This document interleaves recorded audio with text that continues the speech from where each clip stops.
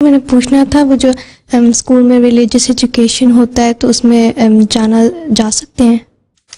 Religious education ہوتا ہے اس میں جا سکتے ہیں. کیا پڑھاتے ہیں اس میں؟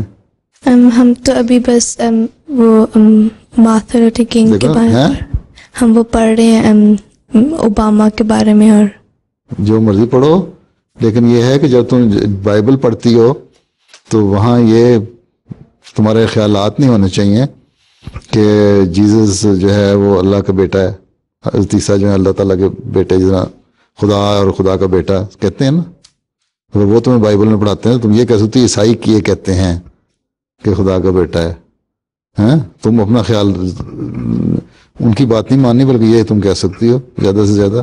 باقی ریلیجیس اسٹڈیز پڑھنی چاہیے. ہر دنیا دوسروں کے مذہب پڑھو گی تو تمہیں پتہ لگے گا نا ان کا جواب کس طرح دینا ہے.